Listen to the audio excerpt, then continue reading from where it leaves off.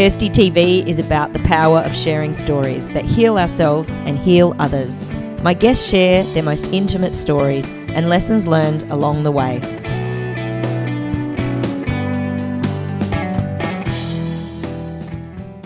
Welcome to Kirsty TV. Today we have a special surprise for all the fans out there of the OWN drama, Tyler Perry's The Haves and Have-Nots.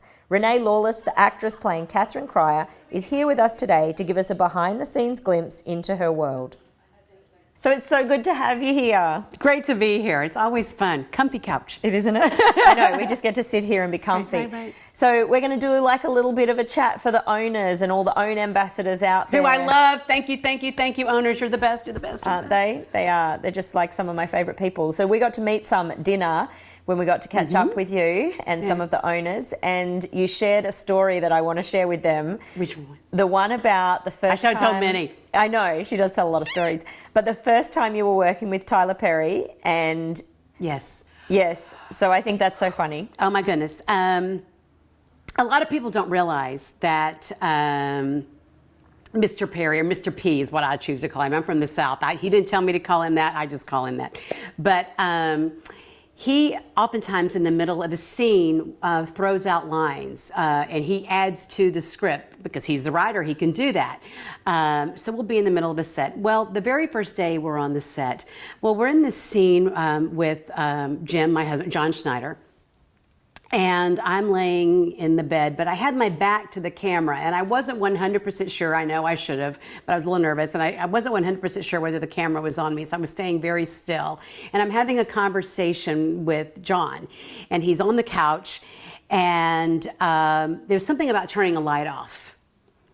And Mr. P had said, Renee, tell John to turn the light off before he goes to bed. So I said, okay, don't forget to turn the light off. Well, John loves to improvise, just throw out whatever. And he chose to say back to me, turn your own damn light off. And then it got really quiet. So I was expecting to hear cut or room tone. And all of a sudden, out of nowhere, it's very quiet, and Mr. P says, Renee, you're an asshole. And I froze. I totally froze. All I could think of was, what did I do?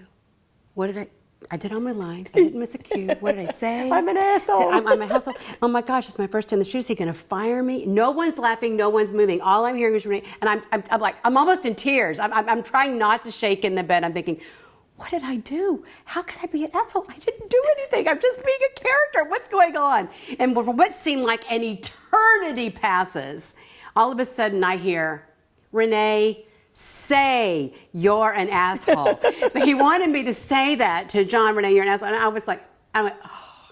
So I said the line, and then he said cut. And Katheryn Cryer is, she's devious. Well, I don't think she's devious. Really? No, I think she's calculated. Okay. She lives her life and she expects things to go a certain way. Yeah.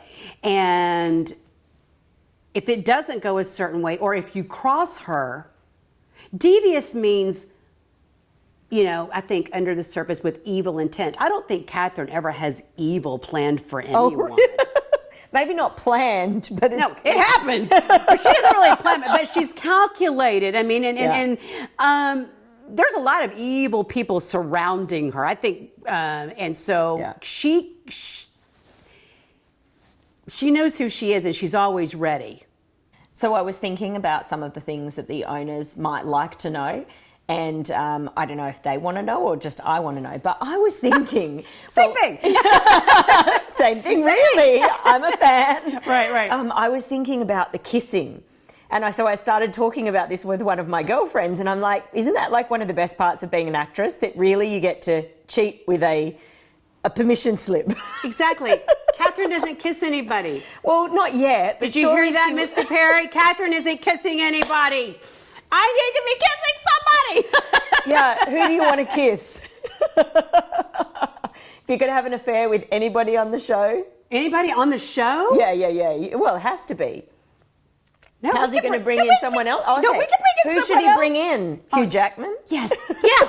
I think we need to have Hugh Jackman make a cameo appearance. Okay. As Katheryn's fantasy lover. Or she could be in the campaign or something for the governor and, another campaign You person. could help him write this, really, clearly. I don't understand why he doesn't ask me these questions. So how do I get a Katheryn Cryer, if we get you to go in character now for a minute, Okay. how do I get a Katheryn Cryer smackdown? Because I hear you say to your friends sometimes... Oh, don't make me go all Katheryn Cryer in your face. Because people ask me if I'm ever, how similar we are, Yeah. and I say, one or two things. But it's amazing when I get angry or if I get wronged Yeah. or something. I now have her, she's kind of like my alter ego. I can pull her up and I go...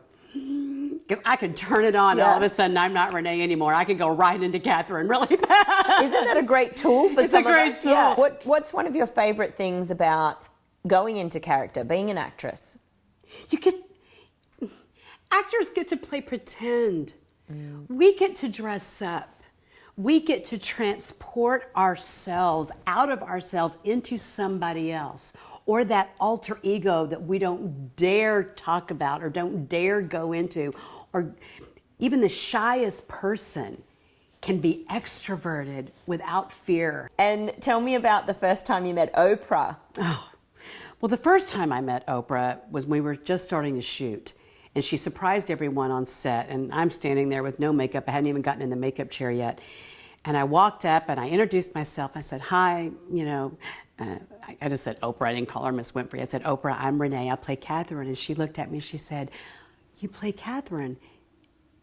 And then I stopped. I kind of was looking at her thinking she was going to say something. And she looked at me like I was going to say something. And there was this pregnant pause for days. And then we finally just hugged each other and I left. And I was mortified because I was completely speechless by Oprah. And you know me, I'm not one for a lack of words. But the second and third and fourth time it got better. We talked a little bit differently. But she is a very powerful and beautiful and exquisite presence all at the same time. Was it everything you expected? Being on set, meeting Tyler, meeting Oprah? Yeah. I can't say everything you expected when, I've had a lot of dreams. And I always wanted to work with Tyler Perry. And I always wanted to be in a series regular on a television show. I always wanted to meet Oprah. But having all of that at one time was something I could never have even dreamed. Mm. So it exceeded expectation because I had no expectation. What's been one of the highlights of working with them all? That I get to work with them. Mm. That I get to laugh with Tyler Perry. That I get to see him when he's not so happy. That I get to see him when he's, doubled over in laughter. That I am surrounded by an incredible cast. A really talented, beautiful cast of people who I genuinely call my friends. Mm. Who we text, who we call. That's been the highlight. I have a new family and a new set of friends, not just coworkers. That's nice. And meeting Oprah, the first time was very quick. The second time, have you got? Second time was Katheryn Cryer. You always wanted to get that Oprah. Oh, and she does that. She goes, "Oh, it's Katheryn Cryer," and you're like, "Oh my gosh, Oprah's saying that to me." Nothing quite ever prepares you for Oprah running across the room to hug you. Nothing prepares you for that. I can honestly and equivocally say, nothing prepares you for that. What do you think the OWN fans would like to hear from you? That I'm really much nicer than Katheryn. No, I don't think Katheryn's mean. I don't want to say that. What do they? I'm a lot more fun than I think she is. Yeah. Oh, you're hilarious. I think that Katheryn needs to loosen up a little bit. But loosen up and get some action. Loosen up, get some action. All those things. But what the OWN fans want to hear from me is that thank you. Aww. Thank you for tweeting. Thank you for your love. Thank you for your support. Thank you for keeping us going.